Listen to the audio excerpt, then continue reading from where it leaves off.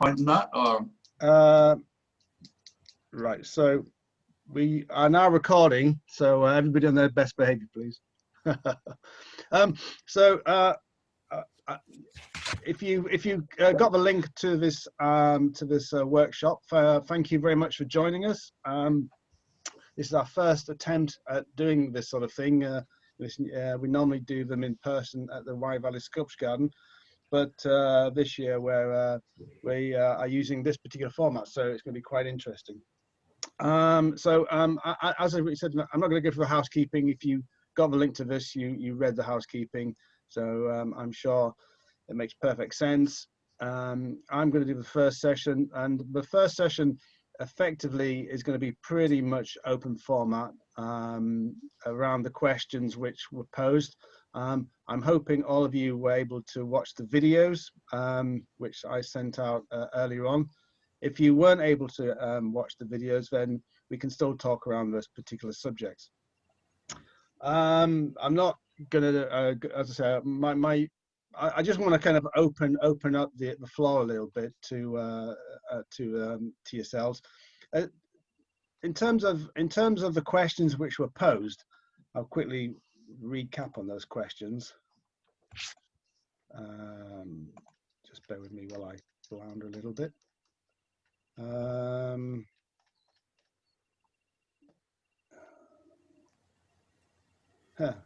Right. So the questions being around, what is your take on the Club of Rome's call for a new enlightenment? Do you think we can rely on science and technology to manage the multiple crises we are facing, or is a profounder behavioral change needed? Do you think who do you think controls the development of technology, i.e. the consumer or the investor?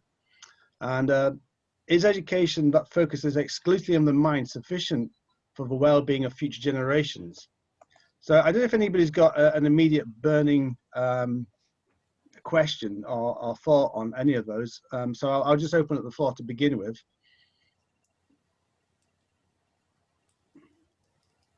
Nobody's raising their hand. Okay, thank you, Ron. Just wonder, could we expand on this statement, education for the mind or of the mind, a little bit? Maybe that'll oil the wheels of thought there. Thank you. So essentially, we have a very our education system has become very didactic over the years. It's become very focused on somebody sitting in front of you and telling you the information, the knowledge, and effectively passing the exam. And that's understandable because effectively it's the most easiest way, efficient way of delivering knowledge transfer. But are we losing something in that? It's quite difficult when in the current education climate to actually do more kind of experiential based approaches to education. And yet I read again and again and again that the experiential or the experiential approach is more conducive to sustainability in terms of giving people a full-bodied experience and allowing that connection with the natural world to inform their thinking and to inform their learning. So that's kind of where I was going with that kind of question, and it's something which we picked up on the films with Professor Jode, that the education system needs to embrace embrace a much broader thinking and engagement with the natural world and the environment than it currently is. And I think the current coronavirus pandemic shows that our relationship with the natural world is not in a good place and needs to be brought into the conversation and thought about a lot more in terms of consequences. So anybody got any thoughts around that? I think what you're touching on there is what's happening within education for sustainable development currently is movement from transfer of knowledge to transformative knowledge. And I think that's actually been present in education for sustainable development for some time, at least for the last 12 years, in terms of embedding ESDGC into subject-specific materials. But I do accept your point that the sage on the stage methodology that we have tends to leave many pupils or students cold, and there has to be a more participative approach to it. I think that's what I would say about that. I mean, I have quite a few thoughts on what sustainability is, and I don't really like the term sustainable development. I think it's a bit of an oxymoron, but perhaps I shouldn't get on that hobby horse at the moment. But I do think that we do have to we need to seriously think about what our education is for. I mean, that's an old chestnut, that one, what is education for? But I think it's very, very important in the current situation we find ourselves in. Well, I come in here. I mean, I think that the word, I'm just slightly troubled by the link of sustainability with a more hands-on kind of education. See, the sort of stuff, I mean, you've just interviewed Herbie, a very sensible thing to do in that, with regard to sustainability. I mean, his talk about cities and so on is very important. But it's quite high level. You know, the very concept is not altogether easy to, you know, to grasp. I'm afraid I'm gonna, that's my doctor. I beg your pardon, I'm gonna have to, sorry. Okay, that's okay. Could I just pick that one up there? Yeah, then? please do. I was going to come to this later on when it came down to my time there. But sustainability is a concept that is very time dependent. For example, I mean, if you look at something like current landscapes of the Sahel and the Sahara, I mean, at one time they were very sustainable, at one time they were probably savanna. So, I mean, we're looking at the sustainability of an ecosystem that didn't actually change solely because of an abuse by human impacts. I mean, it gets that old argument of trying to avoid this thing about the Anthropocene, which nobody knows when it really started, since Paul Crutzen decided to call it that. But sustainability is something which is time dependent, and I think really we are in danger of going into abstractions about it, which loses a lot of people.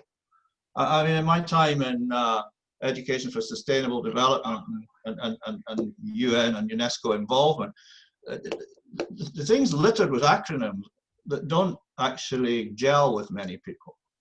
It's become a very rarefied subject. And I do think it needs to be brought into context. Well, yes, can I come back again? I beg your pardon. I just had a booking for my jab. So, well done. Anyway, can I just come back? Did you mind, Ron? Because carry on, John. You're continuing the thoughts that I was having about it. You see, I'm not sure whether you're right about that. I mean, there's certain things in daily life which have implications. For example, fuel. You know, we're moving, you know, away from oil-based to electricity, which comes from, hopefully, from renewable sources. And you know, okay, that's very, very broad, but it's difficult. You know, how do you do this in school? How do you do this in universities?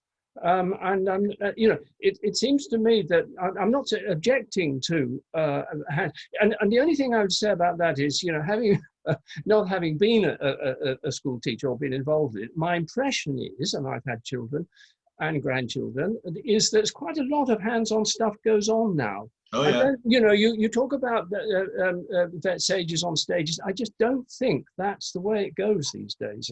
That's my impression. I do have relatives who are teachers.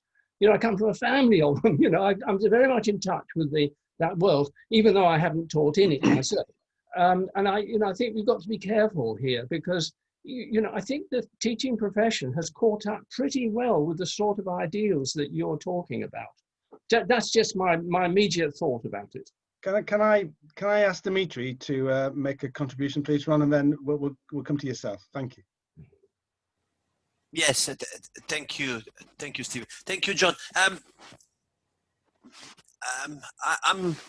My view. I mean, in response to John, my view, and possibly I don't have the same experience that John has, but from what I've seen, I teach sustainability for hospitality students at university. So maybe I can't really say, or I haven't really seen what happened in secondary education, but I can see in the student accessing university what they have learned, and what they seem to bring to the fore, to bring to the discussion is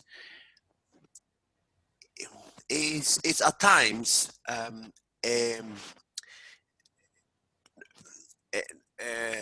a knowledge that is quite approximative, and at times possibly a lack of a full understanding what is the sustainability for them.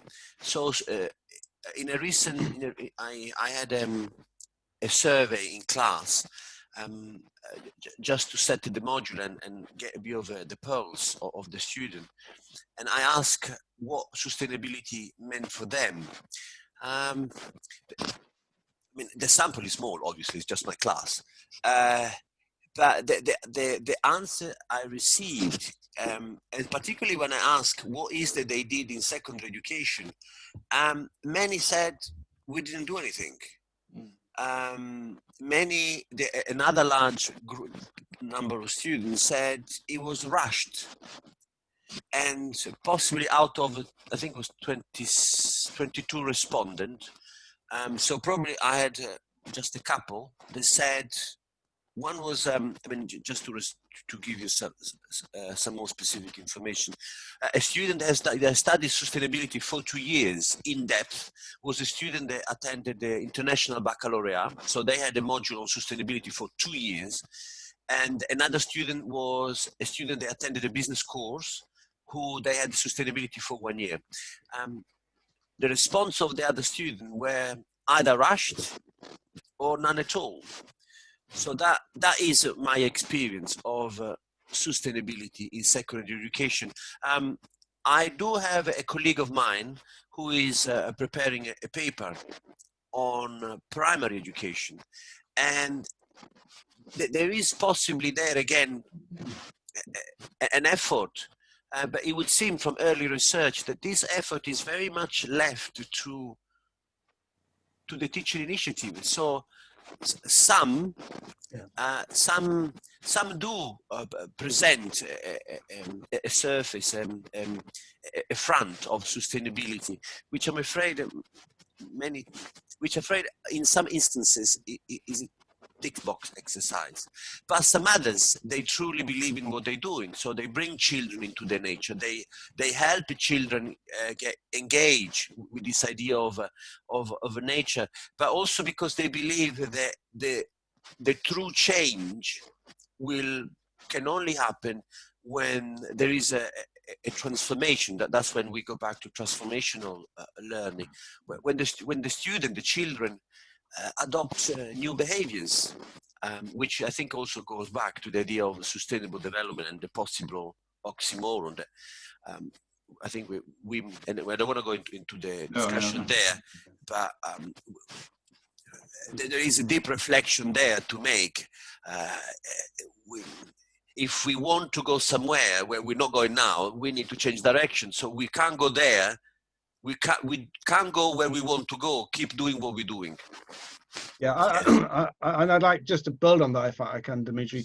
So, and some of the things Ron was saying, and John, this idea that sustainability is confusing and it's too big. There's one definition of sustainability defined by the United Nations. There are 4 dimensions and 17 goals. That is sustainability. That's what we're talking about. It's not complicated. It only starts becoming difficult when we try to apply it to all the different aspects of our lives. But the framework is very simple. So that's one of the first things which I think is not working within education, in the sense that simple explanation isn't being made, and like Dimitri was saying, is left to individuals to interpret how they think it should be interpreted, as opposed to the work that Ron's been doing with UNESCO through embedding and then we have to be careful as well. I think we have to be careful between sustainability and ESDGC. You know, sustainability is like a government-based approach as opposed to educational. ESD has a slightly different take on. It's one of the conversations Ron and I had in other workshops in terms of is the purpose of ESDGC to deliver on the goals, or is that a political economic outcome really?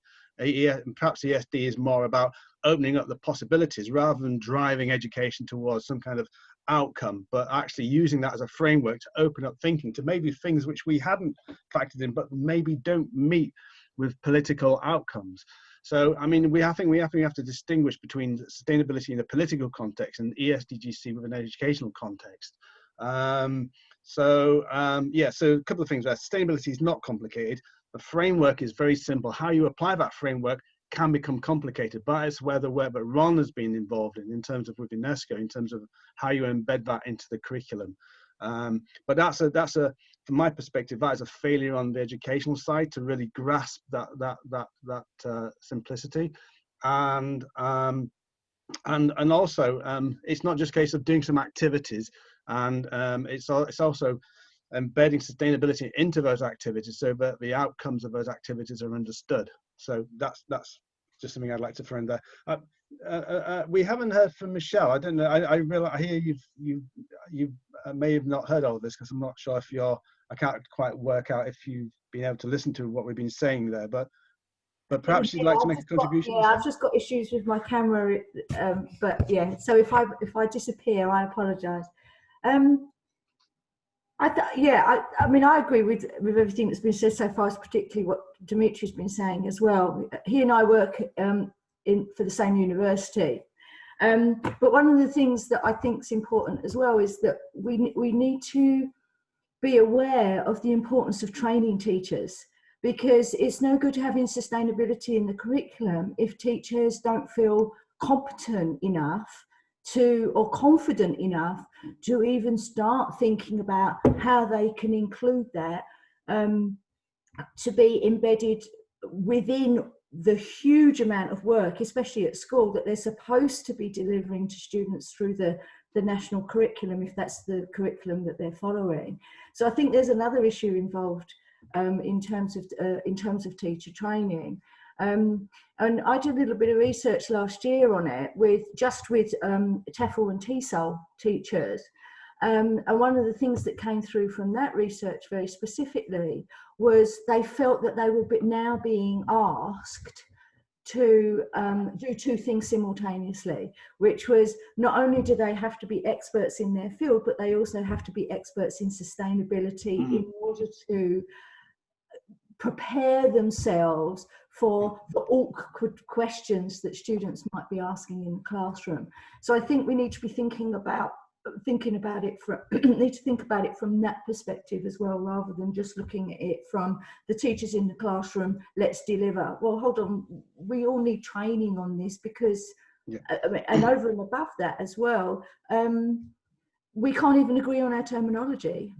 So, you know, there's all of that complexity, I think, that drives it as well. Yeah, I mean, we in terms of where we're focusing on, I mean, it seems that even before we try to take on any of the bigger questions, we have to get our act together around what it is we're doing. And I think Ron, we're coming up to Ron's slot at the moment, so I think this is a good preamble to hand over to Ron in terms of the work that Ron's been doing with UNESCO, in terms of how do you support and provide training to educators in sustainability. And this is a key thing which we picked up very early on when Ron and I started collaborating, I don't want to wander off into a different direction, but essentially how you know, the curriculum doesn't require ESDGC. There's no requirement within the curriculum for sustainability for ESDGC. So why would we do it? Secondly, no, the curriculum is busy enough without trying to add more to it, and educators are overloaded to give them even more. So how do we how do we address that while at the same time supporting educators within sustainability? And I think I'll just throw that over to Ron to pick up, and then he can take that into his own area, if that's okay, Ron. Yeah, no, that's fine, thanks. Thank you. Yeah, well, I mean, rather than have a hiatus here, I think just take it further, take it on from where you're all, where you are at the moment, and say I agree, particularly in developing countries, ESD, I'd rather call it education for sustainability than sustainable development. It's sustainability issues that the classroom or the student or the university really should be focusing on at the moment. Largely, when you step outside, and even within our own system, when you step outside, it's dependent on the teacher's willingness and expertise as to how successful sustainability issues are taught in the classroom. Where I'm coming from is that apart from having 2 teenage grandchildren, a bit of a challenge, and also having taught science teachers, embedding ESD for the last 12 years, I've found that the cry is very similar to what Michelle, I hope I said that right, is saying, is that I have maths teachers and chemistry teachers coming to me saying, look, this isn't our subject, we don't know what we're talking about, how do you expect us to do this? And of course, the thing is that you have to make it real for the teacher, otherwise it becomes just a shallow exercise devoid of any real content.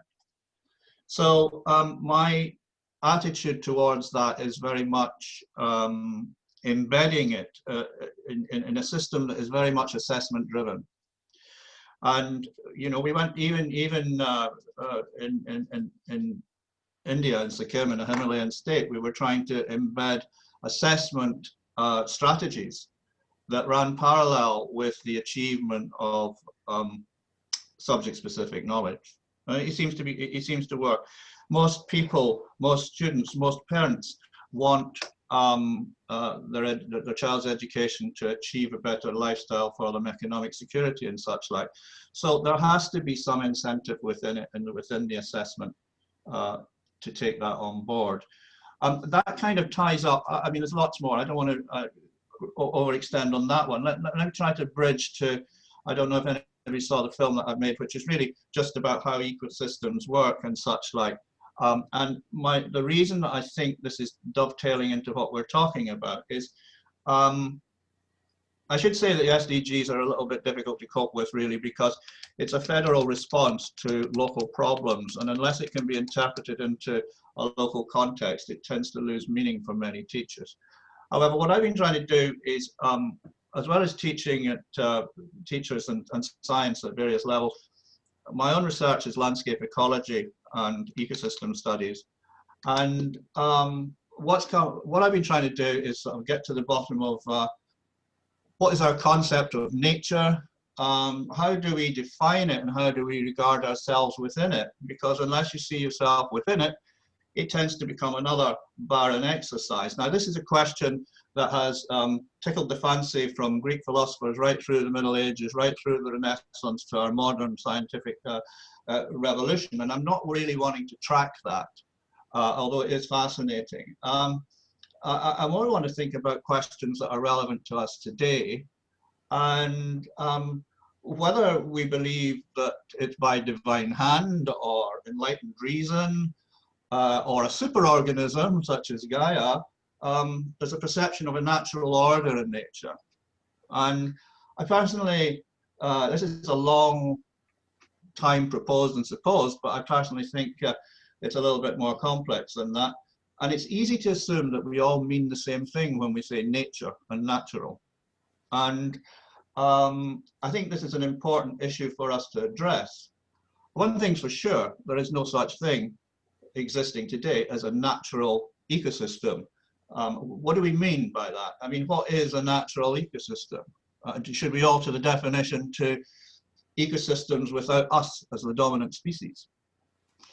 Do we mean the world with ourselves removed from it, which kind of drops our responsibility within it?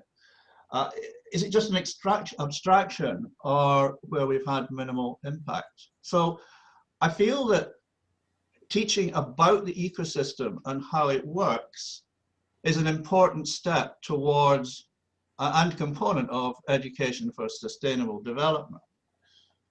The concept of sustainability very much depends on the time span that you look at it over, as I mentioned earlier.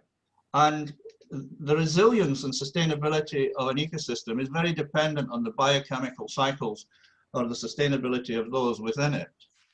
And rather than being too reductionist about it and taking the feeling out of it, I think they're equally as enchanting and magical as any other aesthetic approach to understanding the world about us. So I think I would want to see education for sustainable development, or sorry, education for sustainability, to include tools to be able to address more than just the abstract maintenance of pretty ecosystems. Can I just take trouble to ask you to, I'm sharing my screen, I hope you can maybe see that. I don't know, can anybody see that image? That's actually the Canada Tips, the product of a good couple of 100 years of industrial dereliction at Glenarvan. Now that's as much an ecosystem as any of the ones that we would like to preserve. But to be able to sustain that or help it through a period of re-establishment, we do need practical, not hands-on knowledge. So my proposal is that an essential component of education for sustainability is in fact having the, as well as awareness raising, it must be giving tools to be able to address the problems that confront us in a way in which, in a fairly analytical way, I agree, but obviously the broader perspective, the reasoning behind it is for the benefit and well-being of ourselves and the ecosystem and the other creatures we share it with. So I'd be interested on hearing all your inputs on that kind of approach. Yes, can I come in here, Steve? Is that okay? Yeah, please. Yes, I just about the last point. Sustainability is it seems to me to be an anthropocentric concept, and that's obvious in a way. But you know, we're concerned with sustainability. You know, just in a few words, we're concerned because of us. You know, we want the world to sustain its ability to sustain us. Now, you could say that that's not nature in itself. I know odd words, these, but questionable words. But nature is constantly on the move and constantly on the change, and it doesn't necessarily favour us or do what we want. And so there does seem to be something of a tension here. If you look at those slag heaps which you showed us, yes, but nature itself produces things like that as well, and nature can get in the way of us sustaining what we want. You know, it can reduce the supply of things that we need, food and energy and so forth. And you know, what's happening at the moment with the virus is that it's interfering with our concept of human sustainability, because it could kill us all, couldn't it? I mean, it could actually, in a few years' time, you know, I don't want to be gloomy about it, but it's quite evident that it has the capacity for mass destruction of human life. Now, we don't like that, you know, we don't want that. But on the other hand, you know, that's the way nature works. So getting in touch with nature and, you know, trying to be at one with nature seems to me to be in conflict here with what we want nature to be, so that we can sustain ourselves. So I just put that to you, Ron, as just a thought. No, I fully accept that. If I may just respond to that briefly, is the fact is that one of the things that I've been playing around with recently is that the environment doesn't need us. If we want to call nature doesn't need us, we need it. And in terms of the context of the ecosystem, we need the ecosystem. Now, the ecosystem may well be destroyed by us, which will effectively degrade our own well-being, but the world may well exist in an impoverished form, but in terms of biodiversity, but change will come again. I think we need to respect very much the world about us, because we do. You're quite right, John. I mean, we like it. We're bothered about. We want it to stay the same. We want it to stay good for us, Yeah. and there's no problem with that. But you know, us is a very strange thing to come to terms with. I mean, we seem to be our own worst enemies. So I think that's probably, you know, I don't want to overextend it. I agree with nearly everything of what you said there, absolutely. The sustainability issue, what is it, is a very important thing, because awareness raising is one aspect of sustainable development, education for sustainable development. But action is also an important aspect of it. And we need definitions. We need to have definitions of this. The ones that we have at the moment are far too generic and actually don't always translate into individuals in different parts of the world. So this is something that needs to be looked at. Well-being in this country is a very different story to well-being in some developing countries. I think we need to focus on what is sustainability.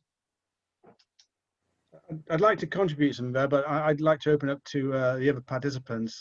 Perhaps Vanessa, who hasn't spoken yet, or Michelle or Dimitri, if they've got anything to add.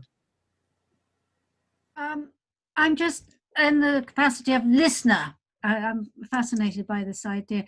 Well, not fascinated by this idea. I mean, I was a colleague of Ron's, so I have been a teacher, university lecturer. But regarding sustainability, when my son was small, and I just wonder, perhaps you could answer this for me. It seems to me that he was taught quite a lot about ecology. He came home quite excited from primary school, or quite bothered about what was happening in the world. I mean, what has happened to this education at primary level? Do any of you know? Because it seems to me that it's a good place to start. And I totally agree with Ron that you know, in the teaching of teachers, because both of us came from a teaching, had a lot of teaching degrees of BGCSEs, etc. You know, that should be included in the teaching of teachers of how to teach. So that's one point, just one question I'd like to put to people. And also the secondly is that have you considered a political route to getting, especially in Wales, which has this future generations, you know, bill, and approaching the Welsh Minister for Education to advancing these ideas of including education and sustainability. So that's the second question. And third, I totally agree that, you know, it'd be useful to have a discussion on the philosophy almost of sustainability as to what it is, as mapping it out. I think that would be a very useful way forward. That's all. That was just my thinking on the move. I'm not showing myself because I got my dressing gown on. Thank you, Vanessa. Morning, and I don't bother to get dressed. You must be not working late. Okay. It's okay. Is that sustainable, Vanessa? Not wasting water. Well, can I pick up on one of your points, and then I'll add a contribution to what Ron was saying. And so a few of us here are based in Wales, which in 2015 passed for wellbeing legislation act, making sustainability a central organising principle of government. And also in 2015 we have the Donaldson report, which effectively looks to change the how education is taught in Wales, very different from the rest of the UK.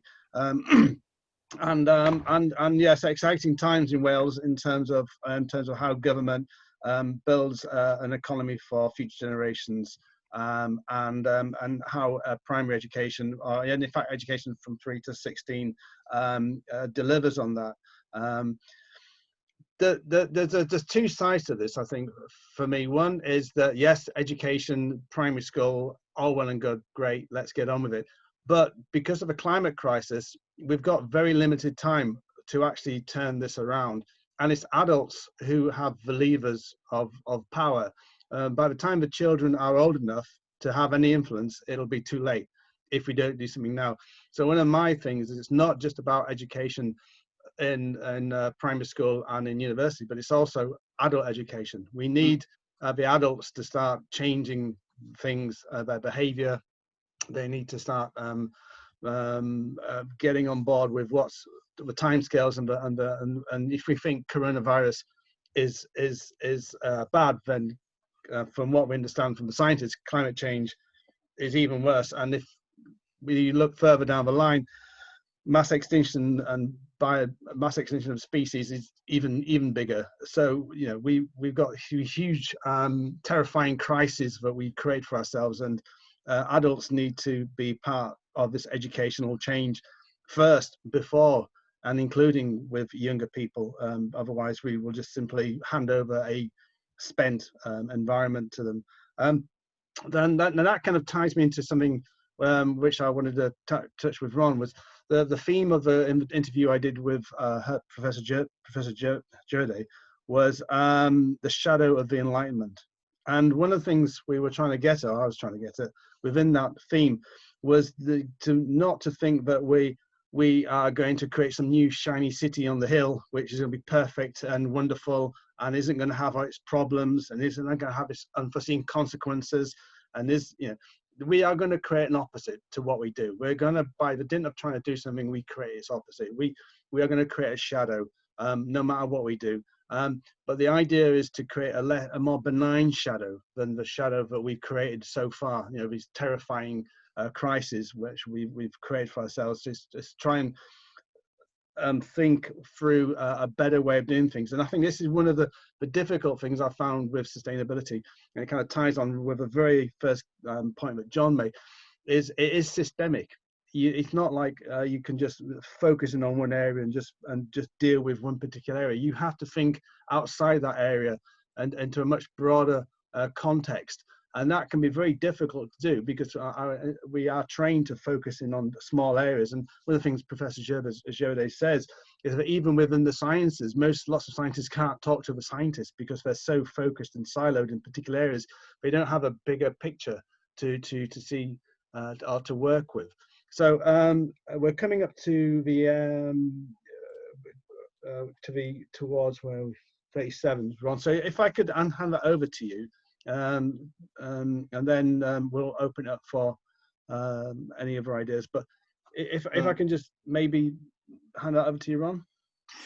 Yeah. I mean, you've raised quite a lot of interesting points there in that summary there, and it reminded me of I worked for a thing called Ecotech in Italy, Reggio di Calabria, where the kids were all being taught some years ago to recycle the rubbish and don't pour the battery acid down the drains.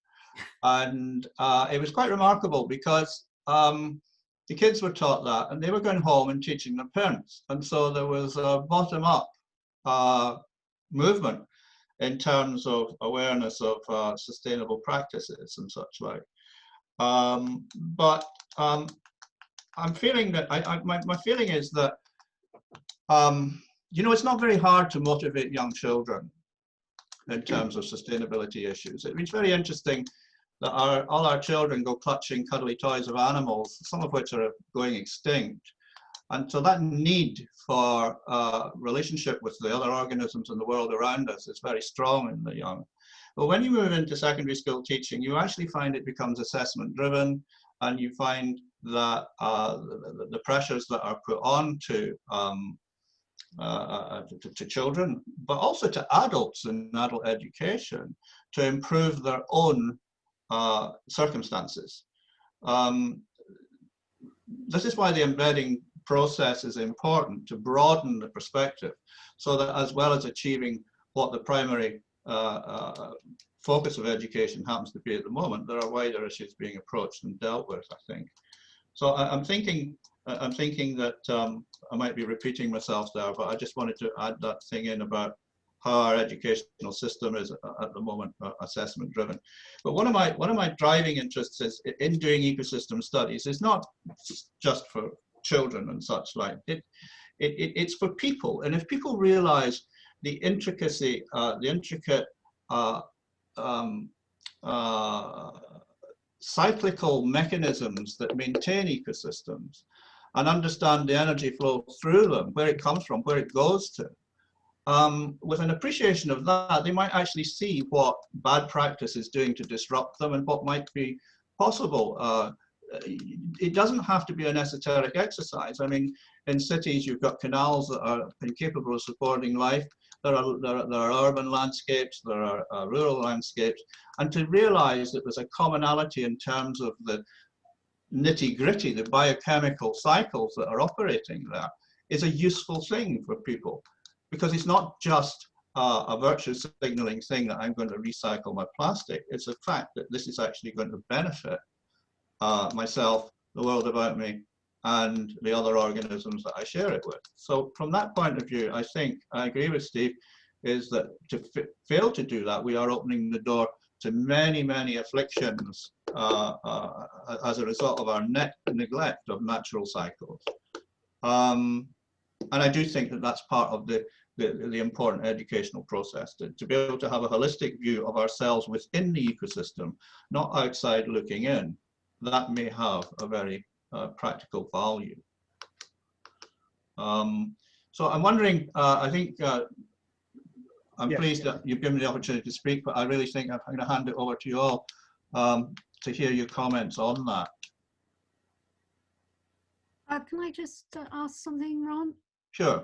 How do you see that we could change our assessment? Because I totally agree with you. It's assessment-driven programs, educational programs are deadly, because students just focus on their own personal future, not on the subject, you know. And it's just, I mean, I think the baccalaureate system is much better because it is much broader, but we tend to be very narrow. I mean, how do you think that could be changed or refocused? Well, it's almost, I think we have to do it almost by stealth. The thing is that governments do this as well. Government and vested interests decide how many more doctors and lawyers and accountants we need and such like. And governments have the same motives as the individuals in many cases. Their motivation is to go for financial security, look after themselves, and I think that's particularly true when you look at places like India and Thailand. And the drive there is to become personally secure. And governmental drive is exactly the same thing. Now, I don't think we can change the world system overnight. I think our economic systems are pretty shaky, but I also think they're responsible for a lot of problems. But I think probably this idea, I always say I'm doing it by stealth, but I mean, it's a pretty obvious stealth. If we couple, we've got to get inside the assessment system. And within the curriculum itself, it is possible to build in extra credit for assessment. And one of the things that I tried to generate in one of the UNESCO publications was, in fact, encouraging chemistry students to learn organic chemistry, but they would get extra credit for building in particular structures that might be more easily recycled. And they would get, now that to me is a sustainability issue. And so the same is true of the humanities as well. I'm most familiar with the sciences, but I mean, we need to be able to inform the sciences. I mean, the humanities is capable of providing a moral compass to many of the technological subjects that we study. And I think a more holistic point of view is required within the sciences. So it's fundamentally, there's a change needed in education. But I don't know that we'll get rid of the assessment driven nature of things, Vanessa. I think we have to work within it and push for a certain amount of credit to be given for an awareness of the sustainability issues that we're trying to address. Yeah, I understand that, because there is room there in the credits, isn't it? Credit will be given for your wider knowledge of the state of the world, for instance. Or well, instead of doing it for handwriting, we could do it for ESG. You know, yes, you can sort of, you know, steal it into those areas, which is, but that's quite different, isn't it? May I take your point, Steve, about we also need action now. So it seems to me there's a two-pronged attack. I mean, the one about in education, it's about sustainability. That's the sustainable aspect of this, you know, that if you know, education needs to change so that future generations will be much more well-versed in it. But you're also concerned about action now, which is about now. And that, I mean, I don't know whether that can be achieved also through adult education, you know, like U3A, WEA, all these different bodies that that do educate older people, you know, if they're interested. Yeah, I think there's a great, sorry, Yeah. I jumped in there. Can I take this opportunity, Ron, just to invite perhaps Sorry, I'm Michelle happy. or Dimitri to make Yeah. a contribution? Or Very briefly, I certainly agree with what has been said now, and there is this this dichotomy where on one side, I mean, certainly awareness is being raised. There are definitely some changes. There are definitely new perspective being built, and the idea of sustainability is being embraced more and more. But and at the same time, the challenge is so urgent that that's not quick enough. Yeah. And for the change to happen that quickly, it would have to be more than embrace. It would have to be completely supported, and I think this is where all these efforts keep coming against. Is there are efforts in education, there are efforts for government, there are efforts on the international level, there are academics there pouring out research, there are efforts. People are becoming more sustainable. But those efforts require a much stronger commitment. And I can see the commitment, what I can see from the results, the commitment is not there where it should be. I sometimes think about two examples. One was the ban on smoking, and one was the safety belt on cars. There was there was some kind of discussion, particularly on the smoking even more. I'm from a generation where I remember clearly adults smoking in buses or in hospital. My teacher was still smoking in class. But minds were changed probably in a decade, 15 years, to a point that now really we are at a point that is slowly or quickly, it depends, but it has laws change. But then again, we only talk about a part of the stakeholder involved were not on the same scale as now, and so this is where possibly is that greater involvement of all stakeholder that greater commitment hasn't taken place, because everyone. I recently attended a conference. There was a discussion about ecocide. It's probably a term. I mean, I'm not sure how familiar you may be, but the professor was Professor Bernstein. It was just mentioning the fact that if we really want that commitment, something similar has also happened for the human rights. So that could be a starting point where to involve everyone on international scales, because that's the commitment that is required by all stakeholders. So the discussion are out there is just the urgency requires much stronger and much commitment and a quicker action. Yeah. I think, thank you, Dimitri. I think it's very easy to sort of, how can I say, government will move it. Okay, I'm going to restart from again. So in terms of looking like other things like smoking and seatbelt, they didn't have the pressing timescales of climate change, and not only that, but because of the rate we're burning up our carbon budget, that's getting less and less and less and less. I think we're up to about 7 years at this moment in time to breach 1.5 and go on to 2, and we're already seeing the effects of 1%, which we've already kind of locked into the environment already.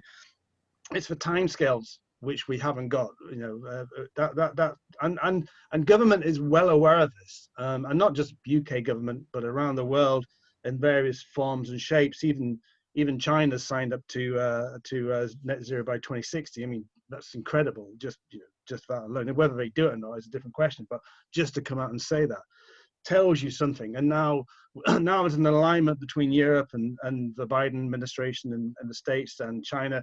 These are the big, there's a few other economies, but they're big enough to actually make geopolitical change happen, which is great. But fundamentally, and this is one of the things which I think I struggle with. And I hear lots of strategy-based ideas, and you've got to have your strategy ideas. You got to have your, but at the end of the day, the how do you on the ground is what's gonna make the change.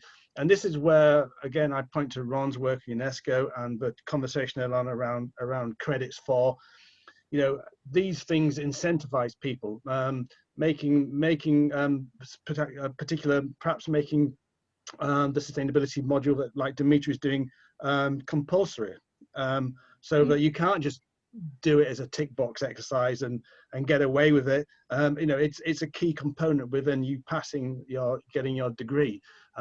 So make it so at a sort of at a ground level, so using the approaches that Ron has been advocating, and some of those ideas around credits and maybe using compulsory modules are real tangible ways of making things happen and making people engage in a real way.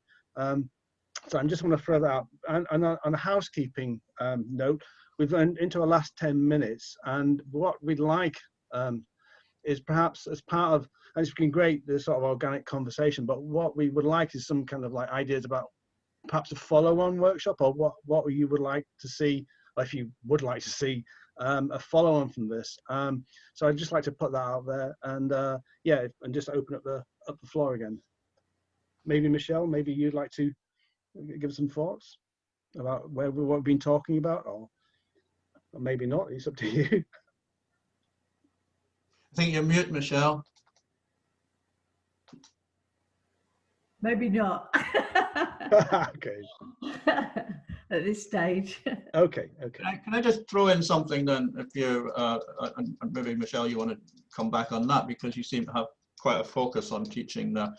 One of the things that one of the big things about the SDGs, which I'm not always 100% complimentary about, but that's a much longer conversation, is the fact that they actually deal with social issues, economic issues, social justice. I mean, we've been largely looking at environment, and I've been looking at ecosystems. And of course, if the ecosystem degrades and is under pressure, then all sorts of social issues arise out of that as well. I mean, physical conflict, economic pressures can cause monocultures, GMOs can cause disasters in the food chain and such like.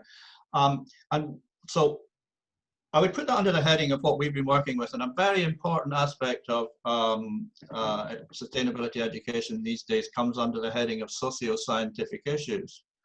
And these are issues which are largely driven by the application of science-led technology. They have social knock-ons, they have social consequences, just as socio-economic issues have, but it's not often accepted that, I mean, science is not the thing that's at fault here. There's no such thing as good or bad science. There's just how it's applied. And so the socio-scientific issues are those things that we have tried to emphasize, particularly, I mean, as an example, Sikim's been organic for, trying to get this right now, for 8 years. And at first they said that would be the collapse of the tea industry, but in fact it's come back burgeoning even better. And so that's been driven by people looking at the impoverishment of the soils by artificial fertilizers and such like. But also here, we've got to realize that socio-scientific issues are important in our existence, particularly in an urban context. The other thing is I would like to say is that, I mean, there's a hell of a lot of greenwash about, which leads just to green consumerism.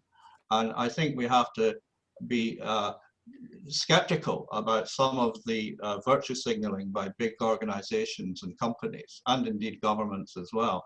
We really do need to hold their feet to the fire for what they say. And there needs to be analysis of how effective their policies are actually being as they're put into practice. And just as a final thing, I took a note, Steve. I agree. Don't pillory me for it, but climate change isn't the only problem here. I mean, it is the one that's putting pressure on, but habitat loss and loss of biodiversity are equally serious and do contribute to climate change. So I think I sometimes worry, and this is not to say that I do not see the severity and urgency of climate change. I do worry sometimes that it is overshadowing a lot of other issues that we have to contend with. Thank you. Can I just add a couple of things that Please, that I think have been worrying me? And one is, of course, the virus itself, but also, personally, but also because of the implications for the environment and for our place in it. You see, you get somebody like Jane Goodall, who comes out and says, it's punishing us for our bad behavior towards nature, and one is thinking here, what are the implications of this for our relationship with nature? That's the first thing I would say. The second thing is, I wonder what happened to Greta Thunberg and the Extinction Rebellion. That was such a great surge of excitement, I would say, about the environment and our relationship. It's almost completely gone away. I mean, I've seen hardly any reference to I mean, I know that there's the organization behind this, which still exists, and I belong to it in the sense that I get information from them, but I don't find it entering the public consciousness now. It seems to have gone. Has it gone? Where's it gone? And this, I think it's very important for the things you're saying, actually, Ron, because, this is public consciousness and awareness. And Dimitri, too, your thing about the seat belts and so on, this is the growth of awareness in the public for these issues, and ones that affect them right directly. The smoking thing you mentioned, and extinction. If you say to people, the human race is going to be extinguished in 50 years, 100 years, people sort of wake up. My God, yes, that's my grandchildren. So there are these general things which have been happening recently, which I think have shifted this whole issue around. I'd like to know whether, Ron, I'm talking up my nonsense about this, but it does seem to me the whole agenda now is being sort of washed away and washed up in a different way.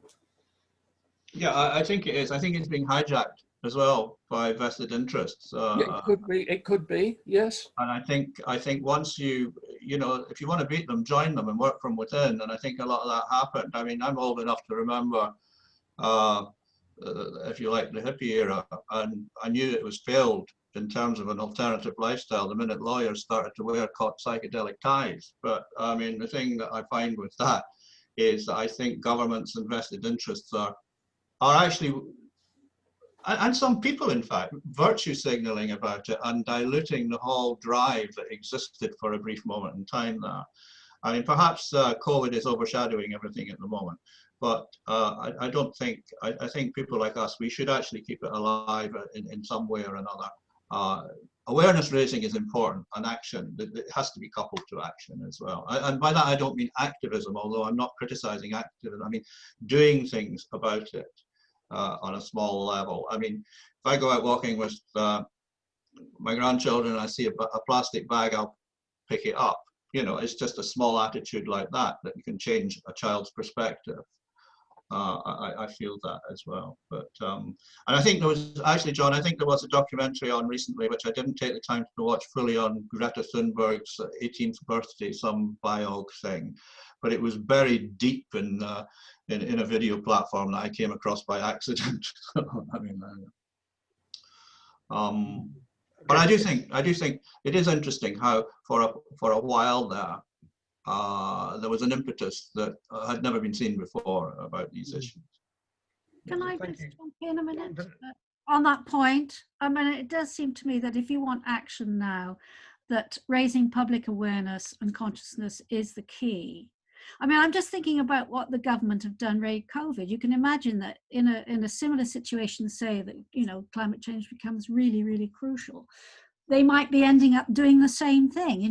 3 people standing there at podiums telling you with 3 words, how to avoid this great catastrophe. But in relationship to climate change, it's that sort of intervention or campaign that you need if you want action now, in a sense. Thank you, Vanessa. So we're at the hour, and I'm aware that people's time is precious. We haven't really come up with any follow-on ideas, or perhaps that's something you can submit to us via email.